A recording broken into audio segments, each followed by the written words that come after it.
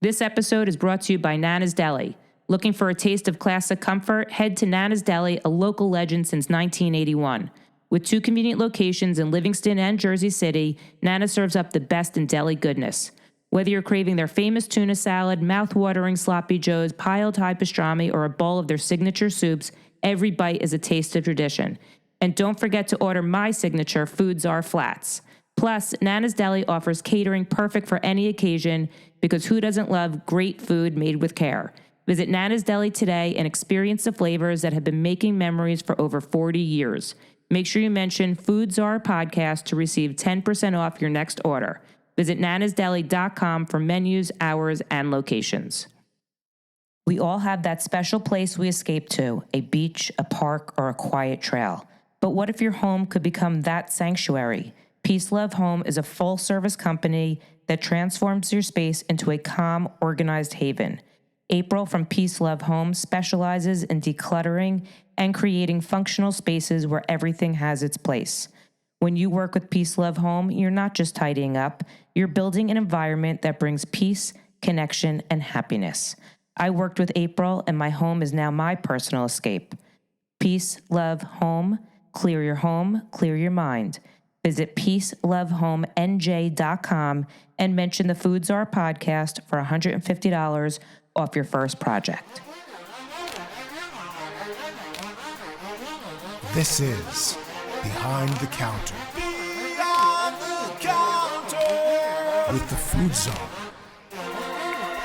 Here's Heidi. Welcome back to another episode of Behind the Counter with the Food Czar, which is me, Heidi Blum. And I have to say, we are at the very end of 2024, and this next guest is how I'm kicking off 2025. And let me tell you, I feel like big things are coming for everybody. So I'm very excited to have Josh Berman, who maybe close to 60,000 followers know him as Josh's Food and Stuff. So welcome, Josh. Thank you for having me. Thank you so much for doing this. I really feel honored that you took the time. So this is awesome. I appreciate being on. I feel maybe I have a little street cred now. So we're actually sitting at Nana's Deli in their new section. So I'm excited for you to see Nana's Deli and see what they're all about. But welcome to Livingston. Thanks. Thank you. Yeah. Okay, so I'm going to start off this way. I have been following you. I think you may have been one of the first food influencers that I followed. Oh, cool. When I was like, I think I need to follow food influencers because I'm sort of doing food-ish stuff. Right. And then I was like, I think you're one of the first people I saw who was reviewing food in a car. Oh, okay. Yeah. I was like, that's funny. Yeah. I mean, it was really, I don't know, we're going to get into when you started and all that, but that's how you stood out for me. Okay. So I've been following you for a long time. Yeah. But I want to get into your journey, how you got to be Josh's Food and Stuff and how you have so many followers. So we're going to kick it back down to when Josh wasn't Josh's Food and Stuff. We're going to go back to little Josh Berman. Okay. How's that? How little are we going? We're going, let's hear. Where are you from? Okay. So I grew up in Staten Island till I was 10 years old. Isn't what section? Aren't there sections of Staten Island? I think New Springville. Okay, don't know it at all. From the mall. I mean, I don't remember what the sections are at this point. It's been so long. We moved to Fort Lee after that. Okay. Which we lived until I graduated high school. So I was there for a while. So Staten Island to Fort Lee. I've moved around a lot, by the way. Was it Fort Lee High School? Yes. Okay. Fort Lee High School. And after I graduated, I took a year off because I didn't know what I wanted to be when I grew up. Sure. So trying to take time. My mom had moved to Freehold. Okay. So I kind of went down there for a little bit, and I went away to college to 3 schools. Oh, yeah. I went to University of New Haven. Sure.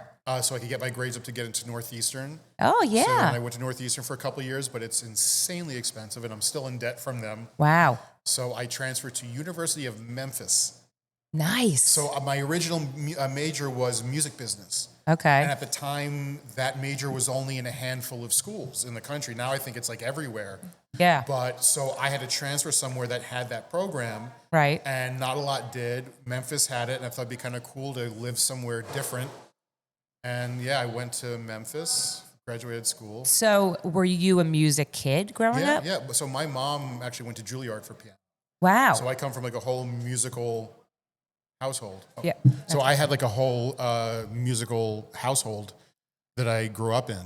So she went to Juilliard for piano. Wow. And I started playing guitar when I was 16.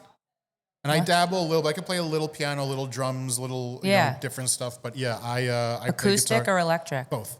Were you in a band? Yeah, I was in different bands and stuff. I was in bands in college and did that whole stuff. What kind of music? Like hard rock and metal. Oh, it's so funny. I just interviewed someone probably is like your age from an Italian deli, and he was metal, which is so amazing that like your age group, that's what you would play. But that's cool. But I love so everything. You would shred. Yeah, Okay. I love doing solos. But I sang too. Oh wow! And I'm an okay singer. Like Yeah. I can sing certain types of things, not everything. But when it's metal, I think you can get away with it too. Yeah. But we didn't do like that kind of like really screamy metal. Yeah. But so I was in just different like hard rock. Nothing good. None of the bands were good. They were all pretty terrible. Are they ever? It's very rare. No, they were all pretty terrible. But no, that was fun. So I did music a lot. I thought that was going to be like my career, but life just goes in all sorts of different directions. So you graduate from Memphis. First of all, how amazing is the food in Memphis? Very good. I mean, the barbecue. Well, what's that famous barbecue? Corky's or Rendezvous? No, neither one. It's another one. My niece went to college in Memphis. I'm going to find it because it was just so good. So the big ones when I went, Rendezvous was like a fancier place, but they were known for having the best ribs in Memphis. Okay. Corky's is kind of like, I don't want to call them a chain because there's multiple locations, but they don't have a chain feel to them. Yeah. But those are like the two big places. So good. Yeah. And it was my first exposure to real barbecue. Wow. What an exposure. Tony Roma's was what I had. Same, Because that's what New York had was Tony Roma's. I mean, Tony Roma's back in the day was it. Didn't know any better. No, I mean, a rack of ribs and onion rings. Yes, the onion loaf. The onion loaf. That was the big draw. That's amazing. Was the onion loaf. I love that. That was insane. So now you graduate from Memphis, and where do you go?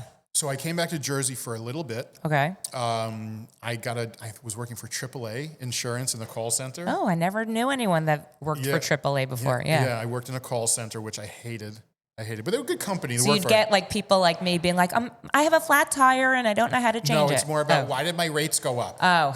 My rates just went up $10. I want to know why. Oh my God. Like, so I would do like policy changes for people and like, stuff like that. And my dad at the same time in 2000 had moved out to Las Vegas. Oh, so my parents cool. are divorced. Okay. They were living in Vegas. So over time I was visiting a lot, when I visit my parents. Yeah. So I was in Jersey just kind of figuring things out, and I decided to move to Las Vegas. Try it out for a year. Viva Las Vegas, yeah. Tried it out for a year and wound up staying there for 13 years. Wow. Yeah. You loved it. I loved it and then hated it and loved it and hated it and loved it. Vegas is a very love-hate. Now I hate it. Yeah. No offense to people from Vegas who it's just not my your jam. My type of city. Yeah. Yeah. So what did you do in Vegas? So what kept you in Vegas for 13 years? So for the first couple of years, I kind of bounced around figuring out what I wanted to do. I had different jobs and stuff. But then I got fired. Well, not fired. I got let go because it was the economy in 2009 when everything... Sure, tanked. I was actually selling advertising for Clear Channel Radio. Okay. And I was actually doing well. Yeah. But I was a newbie. So when they laid off like, I think a third of our office. Like a crazy amount of people. Because I was a newbie, I was one of the ones let go. Yeah. And I like, what am I going to do now? And I got this thing in the mail from UNLV. They have this thing called the Department of Continuing Education. Okay. They sent this whole booklet. You can learn Microsoft Excel. Yeah, you can learn all these different workshops. And they had a sommelier program. Oh my God. So I'm like, okay, my whole life I've been cooking. I always loved wine. Even though I didn't know anything about it, I drank whatever, just acted like I knew what I was talking about, but I enjoyed it. So I'm like, you can go to school for this? I'm like, okay, I am going to go and do this program. And they also had at the same time, I saw you could become a substitute teacher. So I became a substitute teacher for 2 years. What'd you teach? I taught everything. Everything. I did every grade. After my first year, I never went back to high school. I wouldn't do high school kids again. That sounds bad. No. Scratch Cut that that, one. yeah. I would never teach high school kids again. Yeah. That was a nightmare. But yeah, I did all grades. The second year, I stuck mainly to elementary and middle school. But while I was doing that, I was going to the program. It took 2 years to get through, the sommelier program. So when I first met you, when you were reviewing Livingston Bagel, Yeah. you mentioned that you were a sommelier, and Yeah. that was like, that's what caught my eye. That's incredible. I watched that series on Netflix. Somm? Yes. Yeah. And you realize how intense it It's is. the most intense thing I've ever And done. I mean, yeah. So let's talk about that. Yeah, so sure. for 2 years, so now you're sort of finding something you're interested Yes. in, Yes. something that you are, Passionate about. yeah. Yeah. Which is, that's Yeah, the yeah. key, right? I mean, Yeah. that's the best thing. So, Yeah. okay. So it's 2-year program. So in a nutshell, what is the program? I don't even know how to just. You're learning. You're like It's learning intense. you're learning about everything in the alcohol world. So it's not just wine. It's mainly wine, but you're learning. You're becoming kind of like a meteorologist to a degree too. Yeah. Because you have to learn about soils and climates and literally what areas of the world, which way the sun faces, what their rainfall is like, the elevations. Like you're learning all these geographic parts to it, in addition to understanding the characteristics of grapes and all the characteristics of different styles of winemaking and what makes them unique and why you get these type of profiles versus these type of profiles. And you're learning every single tiny little part of the world because it all is so different. Every region grows differently, Yep. makes wine differently, Yeah. and there's all reasons behind that. There's history behind it. So you have to learn not just that part. You have to learn the food pairing part, which is huge, which is actually my favorite part, obviously, because I love food. Because you cook, yeah. So learning the whole science, why certain things work better with, This could be like a whole episode on its own, by the way, because it's so fascinating. sorry, my cough has been a little bad. That's okay. But yeah, it's crazy because it's never ending. It's Yeah. always evolving, but there is such a science, not just with wine, but there are books on what to drink with what you eat. That's actually the title of a book. Oh, wow. So everything has a rationale as to why it works. Yeah. With different dishes. So you have to really learn the science so you can understand if I'm looking at a certain dish, I can be like, all right, I know this type of wine is going to go well with that because of this, this, and this. Right. So there's so many different factors that go into food and wine pairing. I nerded out so hardcore in that. Sure. It was my favorite thing. And when I worked as a somm, that was, when you become a somm, people kind of like gravitate toward different parts of it. People become nerds about just the winemakers themselves, knowing who the best winemakers are, what their styles are, like what makes this, this, and this. I wanted the food and wine part. That's where I gravitated toward. I liked knowing whatever I'm going to eat, I can pair this because the first time you experience real food and wine pairing blows your mind that you didn't realize it actually can do all these different things to your food. Because it enhances your palate, yes, as you're going through the meal. And that's why when they have like a food tasting dinner, it's why the wines are different for every, And there's a science to the whole thing about what wine you start with and which one you end with. Like there's a progression in food and wine pairing when you do like an actual tasting menu. Like you have to start lighter and get bigger. Like you can't. So there's so many things. That was part of the process too, is we had to design our own restaurant with a menu and our own pairings. So I had to create whatever dishes I wanted and what wines I paired with them and why. So like that was a big part of the process. I find like for like a sommelier, what I find so interesting is like, I mean, I love wine. I've been to Napa a few times and I thought it was very interesting to learn like, you know, if you went to a vineyard on the top of a mountain or you went to one on the bottom, why their wines were different, just the way drainage. the water flows. Exactly. Yeah. So all those things. I cannot, like, if I taste a wine and say, oh, it's oaky with a hint of cocoa and tobacco. I mean, I have no concept of how to describe what I'm drinking. I just know what tastes good to me. Yeah. So I think that to me is such a skill and a talent to be able to, I mean, watching that, that series, it just to see how they, pull out vanilla and orange. I mean, it just is fascinating to me. Yeah, it takes a lot because there's almost a little bit of BS in the beginning. Sure. Because you have, the suggestion has to be in your mind.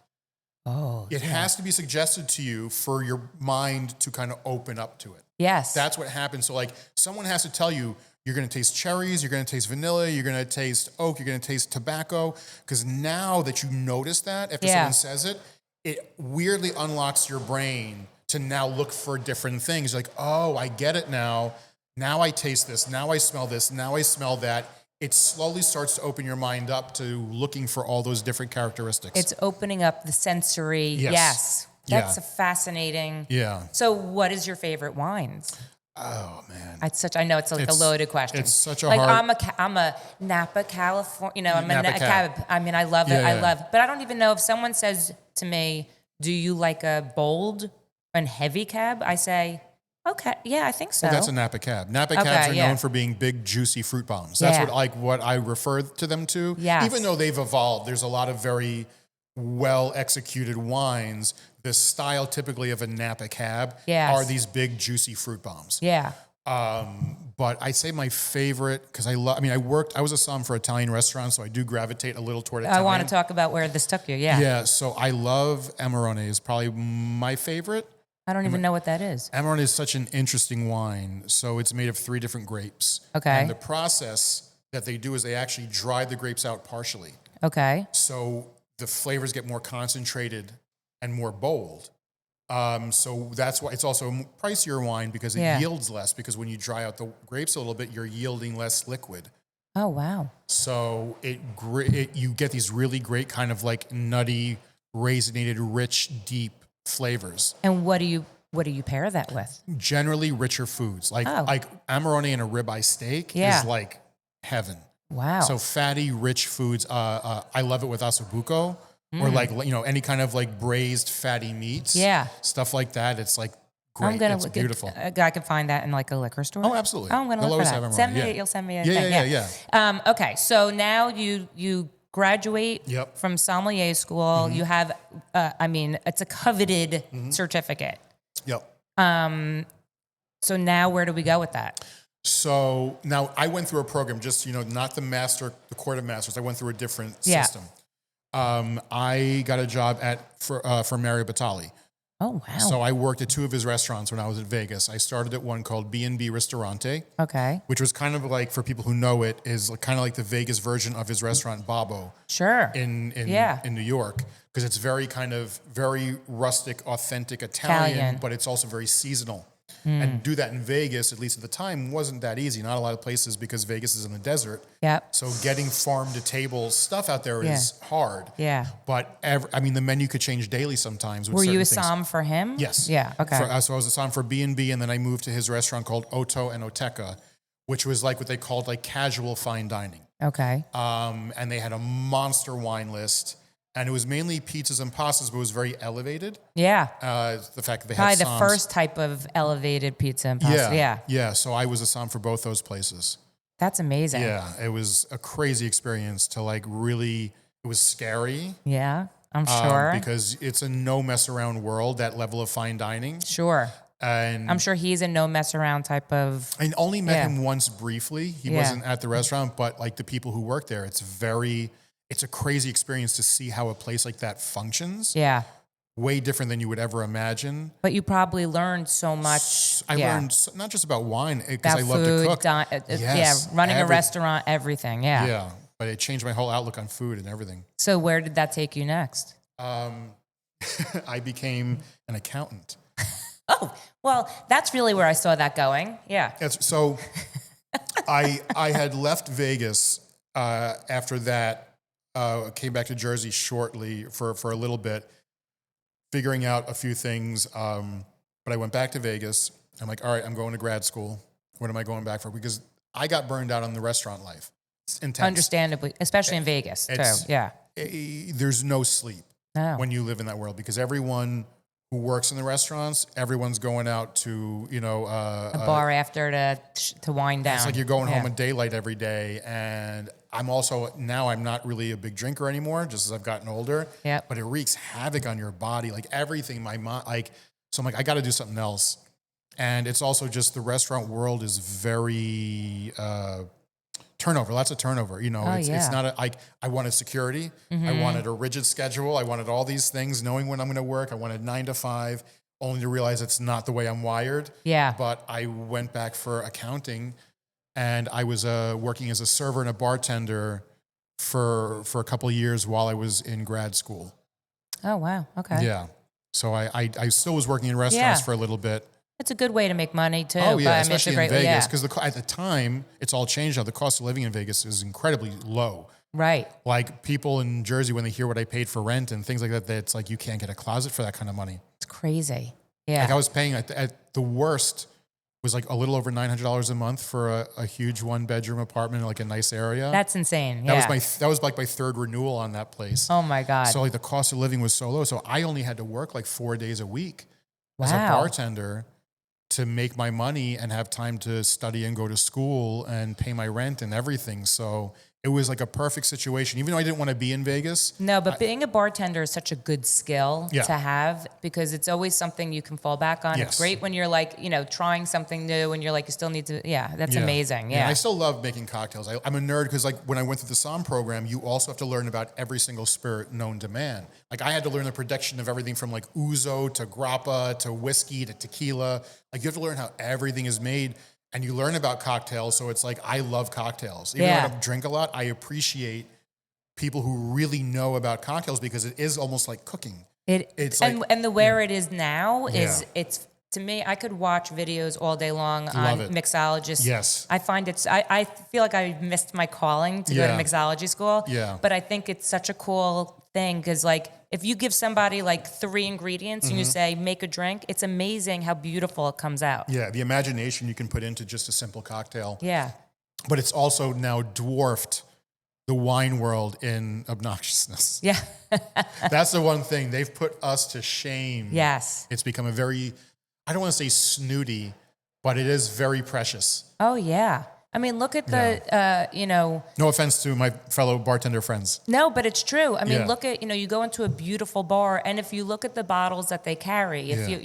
you have to know your bourbons. Yes. You have to know Oh, you have- your yeah. tequilas. Yeah. You know a good bar by the brands that they're carrying. I mean, Yeah. just the way it is. Yeah, and you notice by certain specific cocktails too. I Yeah. judge bars on specific cocktails to know if I'm in a good place or not. What's your favorite cocktail? It's simple and basic, but an old fashioned. To mean, me, if you it's don't make beautiful. an old fashioned right, when I see a place that makes what I call like a 1980s TGI Fridays old fashioned with a giant hunk of orange and maraschino cherries, I'm like, nope, I'm going to be snooty. I'm like, I can't But drink. what's the bourbon you choose? It depends on what they have. I like all kinds. Angel's Envy is like one of my favorites. But I love Bullet. At the end of the day, basic Bullet and Makers is fine to me. But like, I like some of the really bougie bourbons and ryes. Like Sagamore Rye is probably my favorite. Uh-huh. Like I prefer rye, and it really is supposed to be rye in an old fashioned. So like a good rye Willet or Sagamore. Those are like my two like. Say goodnight to Josh. Yes. Yeah. Yeah. I love those. But I'll do, as long as the cocktail is made right, as long as the alcohol is decent, it doesn't have to be some crazy alcohol. Yeah. Like you can make me a good Jack Daniel's old fashioned if you know how to make an old fashioned right. Sure. You But could, it's- that's exactly, that's it. If you Yeah. know how to make a good old fashioned, it really could be And anything. it's very simple, but also very simple to mess up. Yeah. So if like you don't make that right, I realize I'm not in a great bar. And also a Negroni. A Negroni, so simple. So simple. If you can't make a Negroni the right way, Yep. it's the simplest cocktail Remember in the world. when you were a kid and you used to go to like a diner and they Yeah. would have the cocktail Yes. placemats? Yes. Those were, a gin gimlet, Yes. a Manhattan. Oh my God. A those pink were lady. yes. So Yes. if you can't make that placemat, Yeah. then we're in trouble. Oh my God. I remember having to learn those drinks in bartending school. Isn't that funny? So okay, Yeah. so now we're an accountant, and Yeah. now I mean I'm so curious like how we get to where you are now. Okay. So yeah, So I guess it's like 2 years. So I was an accountant for, I guess, about 6 years. Okay. I was miserable. so now we're like in what 2015? Yeah, I moved back to Jersey right before lockdown. Okay, So January 2020, I moved back to Jersey. okay, wow. My whole plan got derailed. I was supposed to actually move to Philly. That was Okay. my original plan. I wanted to live in Philly. But I'm like, I'm going to come stay with family for a little while first. My mom is in Freehold with my stepdad. Right. And I had this whole plan, take some time off, get an accounting job, and then figure out where I want to be. Everything shuts down, but I was lucky to get a job right away. Okay. I was able to work from home. So I was an accountant. I mean, basically from that point forward up until, I guess, 2023, I think is when I left. Or was it 2020? I think the end of 2023 is when I officially left accounting. Okay. But I was just miserable. I was depressed. But so and the thing is too, moving back to Jersey, I didn't have a lot of friends left here. So I didn't have, and plus we were shut down for so long. Oh my God. Trying to make like a whole social circle and meet new people. And it was really difficult. So I didn't have a lot going on in my life. Yeah. So I love to cook and bake. So I decided to make an Instagram. I'm like, all right, I'm going to try making cooking and baking videos. So that was kind of the entry into all of it, because a friend of mine, she showed me, she made a video. I'm like, you can just do that? And just post it? Yeah. And people will watch it? Yeah. I'm like, okay, I'm going to try doing this. I made one video. I'm like, it was a terrible video, but like I had so much fun doing it. I'm like, I just started making cooking and baking videos. Did you care if people were liking it or following it? Or I'm not at first. I didn't really care because I didn't have a goal. I just wanted to make them. I had fun. It made you happy. It made me happy. It was a kind of a creative outlet. Yeah. But then eventually I'm like, okay, I want likes. I want people to follow me. I was doing what am I doing it for? Yeah. So like now I'm paying attention to it. I at my highest before the reviews started, I think I was at like 14 or 1,500 followers. So okay, like not terrible to do that on my own. Yeah. But I also watched a lot of food reviewers and a lot who do the car thing. I guess not a lot of people in Jersey are doing it in the car. I only know a couple others, but it's a big thing elsewhere in the country. There's a lot of people doing them in the cars. Well, now especially, yeah. Yeah, but like there were a few people I watched doing. I'm like, all right, I'm going to try this. So I filmed a couple, and I was horrible. Never posted them. Oh, really? Yeah, because I was just like deer in headlights, staring at the screen. I'm like, I don't know what to say. I couldn't find a rhythm. Yep. I couldn't figure out what to say that didn't sound how to explain the food. Right. But, and it just didn't sound like everyone else. Like, oh, you tasted the beef of the meat. Like, what am I going to say? Like, I don't know what, like, oh, you taste the cooked burger. Like, I don't know what to say. Like, and it was also when I stopped doing it for a while.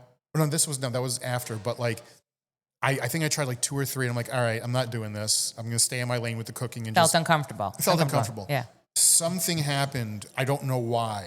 I woke up one day and I'm like, it makes sense now in my brain. Literally, I had this moment like, I know how to approach this. Wow. So I figured out how I want to do it. And that's just how I work sometimes. Sometimes I'm a little slow to the take, but then all of a sudden the light bulb will go off. Okay. I'm like, all right, I'm going to try this again. I made a video and I loved it. I forget. Who was that? I was going to say, who was the review of? I think it was Main Street Donuts in Belmar. Okay. I think that was the one. It wasn't a great video, mind you. And did you just pick the place? Like you just drove around and said, I'm going to, Because that's what I do in general. I've always been a foodie. Yeah. And anywhere I've lived, my favorite thing to do is to just find restaurants and explore and try new places, bad or good. Yeah. That was always in my nature to do that. Okay. I always loved just finding restaurants. Yeah. So and I just moved back to the area, like I said. So like things were opening up, and now I'm like, okay, I don't know where to eat. I don't know where to go because like for 2 years I'm eating. You're ordering or whatever, cooking. Yeah. Yeah, and I'm ordering Popeyes. I'm ordering I'm ordering such basic stuff because I don't know any places. So I love donuts. Who doesn't? Yeah. Yeah. So that was the first place I went, and the video was fine. It wasn't a great video, but like I felt more comfortable. Like I understood how I wanted to do it. Okay. And so, I started doing it from there. And then after one video, it all took off. After one specific video, it just overnight kind of went nutso.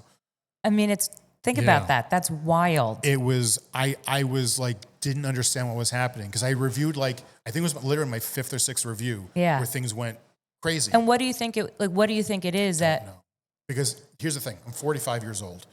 Oh, really? I thought you were younger. Oh, thank you. You're welcome. You're supposed to say that about me too, though I didn't tell you my age. Sorry, go ahead. Yeah. You look much younger than you're supposed to. So I'm not a social media person. Before this, I didn't have an Instagram till lockdown, which I barely used. Right. I have a Facebook that I don't use. Like, I don't know social media. So like, I didn't understand completely what I was doing. I was throwing hashtags in there. As far as the editing and how the video looked and everything, I was just trying to kind of model off like what I saw other people doing. Yeah. Not copy them, but see the model for how it's done. And I don't know why. It was the video that went crazy was called BBQ Chicken in Neptune City. It's a Korean wing place. Wow. Oh, I need to go there. It's phenomenal. It's absolutely phenomenal. It was about a month after I posted that video. because I wasn't doing it that regularly at first. I was posting like, I don't know how often I was doing it, but I think it was maybe 3 weeks, a month after I posted it. I literally wake up one day and my phone is going nuts. Like after follow, all these things started happening. I'm like, what in the world is going on here? I'm like, I just got 200 followers in one day. Like, what the hell is happening? In 1 month, I added like 4,000 or 5,000 followers from that one video. And I'm like, okay, I guess I'm not doing cooking videos anymore.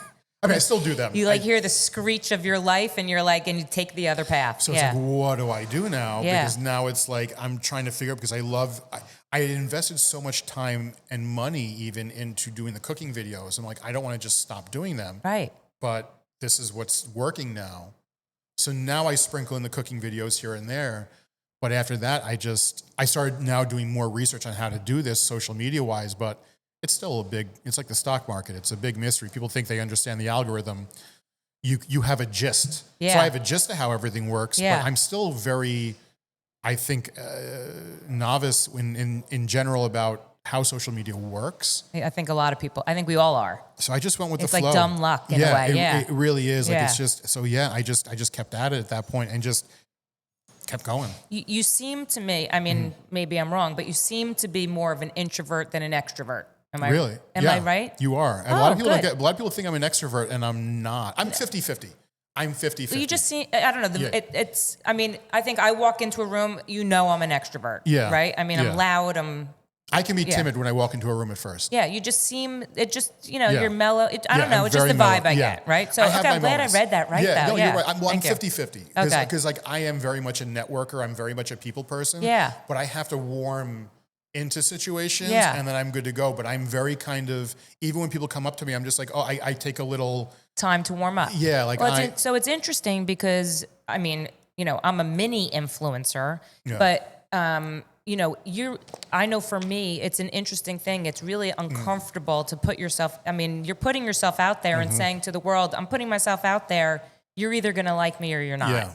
And that's a really weird, that's what makes all of this so weird, in my opinion. Yeah. You I don't even watch the videos. I just put them up and I'm like, Godspeed. Yeah. Right? So it's an interesting thing, I think, that you're just like, I don't even have social media. I'm just going to put a video up. And I'm just going to try it. Yeah. I mean, that's incredible. Yeah. I had to get comfortable with that. Even seeing myself on camera was a weird adjustment. Yeah. I had to get used to doing that. So how often do you do them now? Like what's your post? What's your pattern? I post 4 videos a week. Oh, that's a lot. Yeah. Yeah. I do, Tuesdays, Wednesdays, Friday, and Sundays. Any reason why those are the days? Those are just the days I found. Like in the beginning, it was, just throwing stuff on the wall to see what stuck. Yeah. To see, because there is like a science to this when figuring out when your audience watches. You really shouldn't, and for some people, I guess it doesn't matter, but like when you're at a certain point. Yeah. But getting there you want to be when people are watching. So you don't know when your audience is watching until you learn when your audience is watching. So when does your audience watch? Those days? So I post generally in the morning on Tuesdays and Wednesdays and Fridays. I post, I think it's 7 a.m. Okay. And I tried different times because at one point, different times were working better and I couldn't figure out why it stopped. Yeah. And that's the whole thing because the algorithm changes. It just shifts and it's weird. But these are what I've stuck to. And Sundays, I literally, after doing this for this amount of time, I'm still changing. Yeah. So I literally bumped it back by an hour and saw a better result. That's wild. Yeah. Because I do the throw it out there and see what sticks type of there's a whole thing. And I researched the heck out of it. Like just looked up when is the best time. Like literally was Googling, when is the best time to post on Instagram? When's the best time to post on TikTok? I tried different, because they have like all these little grids that show you when people are watching. Yeah. But it's hard to decipher because people watch different things at different times. Different audiences have different times because they have different demographics. Yes, of course. Some people are in a job from 9 to 5 and they watch it when they come home. Yes. That's how they wind down. Yeah. Yeah. So, or they're watching in their lunch hour, or they're watching it on their way to work. So it's like you're figuring out when all this. That's wild. Yeah. What is your demographic? Do you think it's all over the place? It's all over. My demographic is way all over the place. I'd say it's probably mainly age-wise. I say a lot in the 20s to 40s Yeah. age range, but it really runs a really I'm wide going to gamut. say even older than that. Yeah, I do. No, I do. I mean, you're still in that 30s range, so you know. Thank you. Yeah. Thank you. Good catch there, Josh. Good catch. Yeah.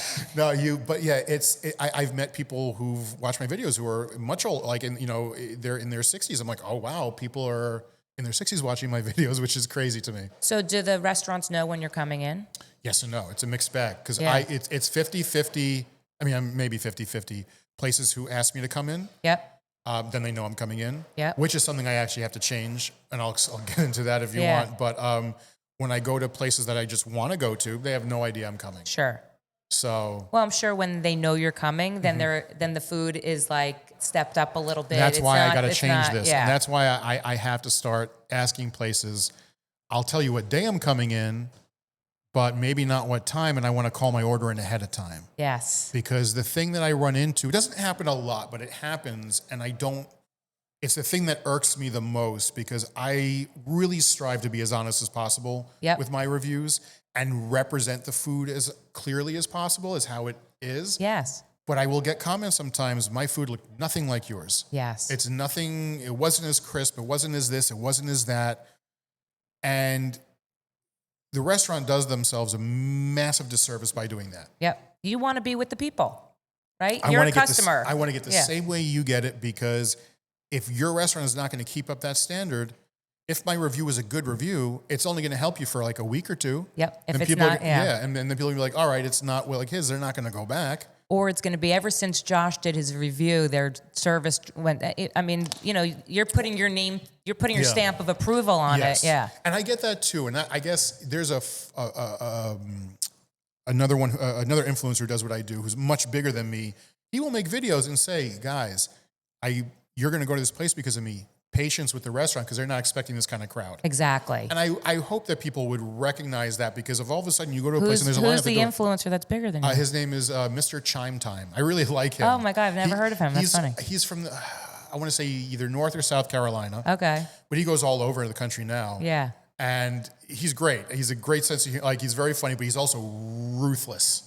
Oh, in his I can't- review? Yeah. He will trash places and be That's what's nasty really and hard. mean. I can't bring myself to do that. Yeah. I can be critical Yep. politely, Yep.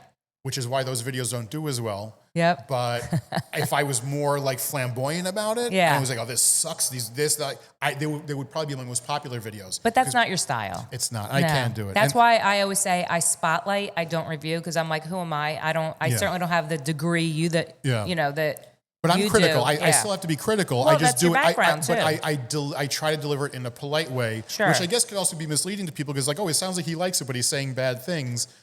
But I don't want to be like nasty. I've seen some of yours when you say it, but you're not. You're honest. I mean, that's Yeah. and you have to be honest for Yes. people. The people that are following you are gonna stop looking for following that. you. Yeah, Yeah. they're And they're looking gonna- for yeah, that. yeah. Do you ever get people who were like, "Come on, that's bullshit"? Yeah, all the time. Yeah. Okay, so we can curse on here. Oh yeah. I mean, Okay, it's cool. not like I've been like watching my language. Yeah, no, I mean, trust me. I mean, Yeah. it's very hard for me to contain myself with that. But oh no, people Yeah. absolutely. I mean, they'll accuse me of being paid off. They'll accuse me of not knowing what I'm talking about. They'll accuse me like, oh, you don't know anything about this food or that food. Yeah. Like, how could you say this is good? I went there, it was terrible. do you respond to them? Oh, absolutely. Oh, you do. Oh, totally. Yeah. Totally was. The only time I don't respond or I will remove the comment is if they're being like vulgar and Yes, nasty. yeah. If you're cursing, if you're using really just gross language. Yeah. Or being any kind of like Disrespectful to you disrespectful or to the restaurant. To So, me, yeah. to the restaurant, or to certain types of people, because people will be Yeah. that stuff I delete. But if you're going to challenge me, I'm happy to do that because I don't look at it as like me not knowing what I'm doing. No one is going to agree with all my tastes course. because everyone has It's different different. tastes. Yep. Everyone has different styles. But I'm happy to have a conversation with someone and be like, all right, I want to know, why don't you agree with me? Yeah. What is it about it that you didn't like or think I was wrong about? Because maybe we had two different experiences. Yep. Maybe when you got it, you had this, and then when I got it, it tasted like that. Or I'm like, oh, you know what? I understand why you don't like it. You like this type of style. I like this type of style. Yeah. This is where we diverge. And that's fine. So I will absolutely have conversations with them. Can you give your like top 5? You're smiling. It's a loaded question. Yeah. Your top 5 favorite places. Yeah, that's such a hard. Okay, let's do it this way. Well, fine, I know you love different- crumb cake. I know you love crumb. Okay. Say now. So, now so I'm coming. picking genres is easier Okay. because I love sweets, but I love pizza. Like doing a top 5 of everything is hard. Okay, because so it's let's do your favorite crumb cake. Favorite crumb cake. It is a tie. Ooh. Because I rank them both the same. Okay. It's B&W in Hackensack. Oh, okay. And Packenack in Wayne. First of all, saying that in a sentence is so hard. Hackensack B&W and in Hackensack Packenack. and Packenack In Wayne. In Wayne. Yes. Oh, wow. Very close to each other, too. Yeah, those have been my favorite. And your favorite pizza? That's really hard. I would have to say still the Detroit pepperoni pizza from the Galley in Asbury. The Galley's the best. I love the Galley so much. All their food is phenomenal. Yes, All their food's phenomenal. wings are really delicious, too. Okay, favorite burger?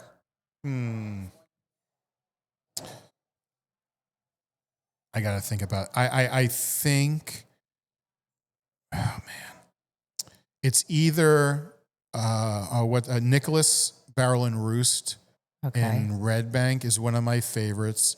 I feel like I'm missing one. Hoguito's has a Chipotle smash that is unbelievable. Real? Your eyes just lit up when you said it, by the way. I mean, Hoguito's in general, I love. I've done a few reviews with them. Yeah. But their Chipotle smash is pretty phenomenal. I'm going to ask you two more genres. Okay. Donuts, because you said you love donuts. Yeah, and this is a recent one because these donuts blew me away like no other place has. Is JB Bakery? I think it's either JB Bakery or J&B Bakery in Burlington. Wow. Where is Burlington? It's West? It's southwest. It's kind of near Cherry Hill. Okay, that's far. So you go anywhere. Oh yeah, I'll go anywhere. Okay. And it's funny. I went there on a whim. Yeah. Because I was going somewhere else to try a cheesesteak by there. And I'm like, if I'm going to drive this far, I need to do something else to make the ride worth it. Yeah. Because like I do far rides, I want to try and add something in because it's like if I'm going to make the drive. Make it worthwhile. So I was looking for like bakeries. And then I saw pictures of the donuts. And what's really funny is the guy reached out to me afterwards. And I didn't realize me and him had a conversation almost like not a year prior. He asked me to come out, and I don't remember what happened. Yeah. Like we were going to make a video together, like me making cannoli donuts. It was like the plan. I looked back at the conversation. So now I am going to go out there at some point and do a video with him. Oh, that's awesome. But those donuts blew my mind. Wow. Blew my mind. Well, if I ever go to Burlington. Yeah. I was going to ask you steak, but now that you mentioned cheesesteak, so your favorite cheesesteak? Cheesesteak is Cheesesteak Louie's in Seaside Heights. Oh, that was very fast. That place is still one of my favorite places I've reviewed. Wow. Yeah. That's amazing. Favorite cheesesteak. There's been a couple that have come close to it now, come very close, but that's still my favorite one. Can a listener find a list of all your reviews? So here's what I'm working on. It's just, I'm not going to lie, it's very expensive. I have a website, which I started for my recipes. I'm going to create a thing on a website that will have a list by rating and location so people can kind of like, I'm not saying it's coming out soon, but I'm trying to find people who do websites. Look for it in 2028, kids. Yeah. That doesn't charge me $10,000 to do a website. Okay. So I'm trying to find someone now to do that for me at a reasonable price that I could. But there will be a way that'll have a list that they can scroll in different ways, so they can find places either near them or by rating or by style. So I'm working on that. So there is a website already that people can find your recipes? Recipes, yes. So what's the website? It's joshsfoodandstuff.com. Oh, I mean, that's pretty easy. I've kept it all across the board. Yes, all my good. handles across all social media. Do you have merch yet? Not yet. I am working on for one specific thing. I don't know if I should say it but the thing that seemed to have caught on that I accidentally said one day is I called myself a dessert degenerate. Oh. And that seemed to have caught on. So I think I'm going to try making merch with that. I think dessert degenerate would be fun. I will buy one. Okay. How's cool. that? Thanks. Yeah, that's awesome. Yeah. So moving forward, as we're, this is probably going to drop in 2025, very beginning, like I said, probably the first episode. So what are your hopes for 2025? More cooking videos, more reviews, more followers? I think more, just to keep growing my same page. More followers is always the best. More followers and just keep reviewing great places. But my big hope is I'm working on a series with Kevin Interdonato, the actor that I've done like a few reviews with, I've become friends with. We're doing a more full-length version of this. Yes. Filming inside the restaurant where it's just like hanging out with us. We're just talking while we're trying food.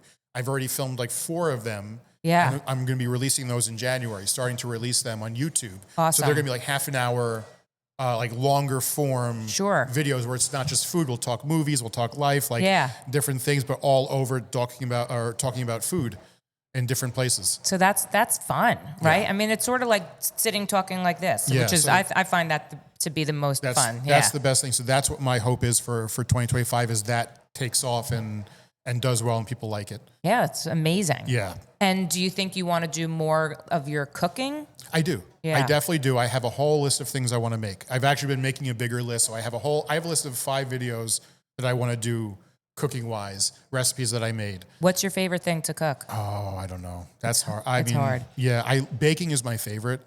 You did a few during, I think, Thanksgiving.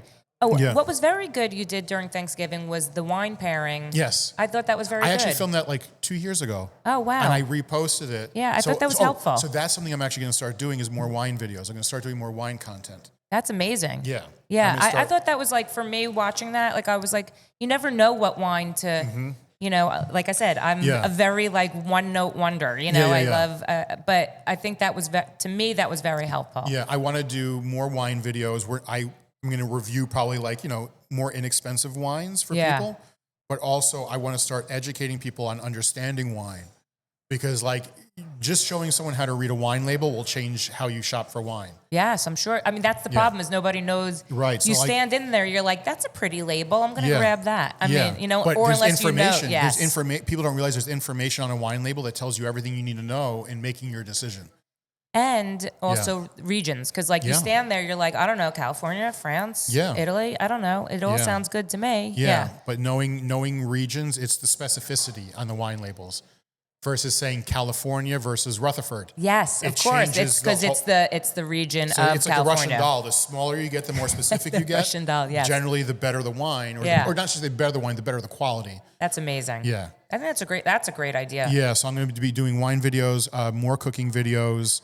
Yeah, and just keep going with my reviews. I love doing the reviews. What's the like at the end of 2025? Do you want to have like 100,000 followers? I would love to have over that by then. I'm hoping that I can break that before the end of 2025. I mean, this podcast alone may just get you there. I hope so. I hope so. Believe it will. I feel like that's gonna be my push for you. Yeah. I would love to get to 100,000 by the end of 2025. I would hope to have it done sooner.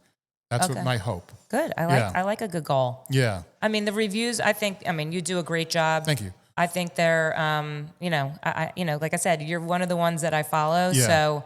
So, because I don't review. Yeah. And I don't even eat the food on camera because I always say I'm always on a program. Yeah. It's really, I just do it just to help the restaurants. But so to watch you do it, I love it. I think you connect really well. You make it very clear. Yeah. And you're very nice. Thank you. You're welcome. I try to be nice. Yeah. No, I mean, nice gets you a lot further than not being nice. Yeah. Yeah. Yeah. Well, Josh, this was amazing. I thank you so much for having me on here. I feel like I learned a lot more about you. So I feel like now you're my friend. Yes, absolutely. Thank you. Yeah. And I really hope everybody out there starts following you if you haven't. Yeah. So, I mean, I know I have 100,000 people that are listening to this, so maybe they will add on to your Instagram. Hope so. And so you can find, let's plug some stuff. Okay. So, Josh's Food and Stuff. It's Josh's with an S. Josh's with an S, the word food, the letter N, and the word stuff.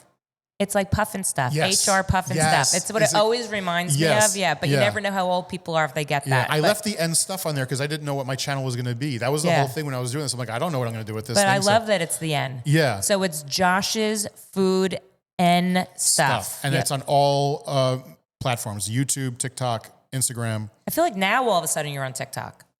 Were you always on TikTok? Always on TikTok. Oh, now you're constantly popping up on mine. Maybe because I keep mentioning your name and you know how the phone hears you. I've had better growth. It's weird. A lot of people have the thing where TikTok is easier for them than Instagram. I've had the opposite. Yeah.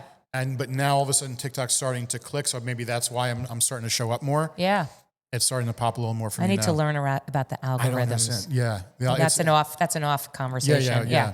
Okay. So Josh's Food and Stuff on TikTok, on YouTube, on Instagram. Yep.